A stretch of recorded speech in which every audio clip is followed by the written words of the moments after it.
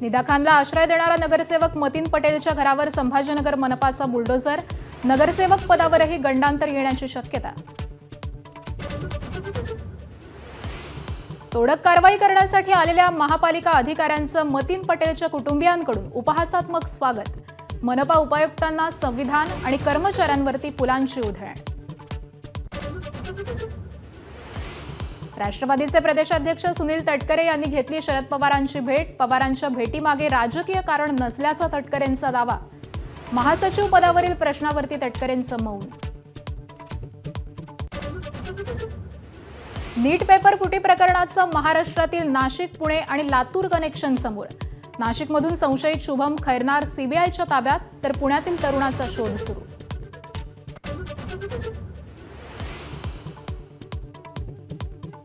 मुंढवा जमीन गैरव्यवहार प्रकरणात अमेडिया कंपनीवरचा दंड कायम, 21 कोटींची स्टॅम्प ड्युटी, दंड भरावा लागणार, कंपनीला महसूल मंत्र्यांकडे अपील करण्यास 2 महिन्यांची मुभा। सोनं चांदीची खरेदी आणखी महागणार, सोनं चांदीवरील आयात शुल्क 6% वरून 15%वर, आयात रोखण्यासाठी सरकारचं पाऊल। सीबीआय संचालक निवडीवरती राहुल गांधींचा तीव्र आक्षेप, सध्याची निवड प्रक्रिया ही लोकशाहीची थट्टा, विरोधी पक्षनेता रबर स्टॅम्प नाही, राहुल गांधींचा पंतप्रधान मोदींना लिहिलेल्या पत्रातून खरमरीत सवाल। पंतप्रधान नरेंद्र मोदींच्या सुरक्षा ताफ्यातील गाड्या घटवल्या, इलेक्ट्रिक गाड्या वाढवा पण नवी खरेदी नको अशी मोदींची भूमिका, तर राज्यातील मंत्र्यांच्या ताफ्यातील गाड्यांचा घेतला जाणार आढावा।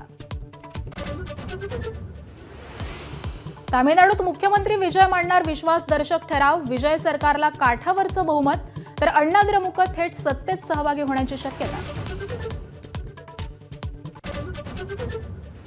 अखिलेश यादवांचे सावत्र भाऊ प्रतीक यांचं 38व्या वर्षी निधन, मृत्यूचं कारण अस्पष्ट, पोस्टमार्टम रिपोर्टची प्रतीक्षा।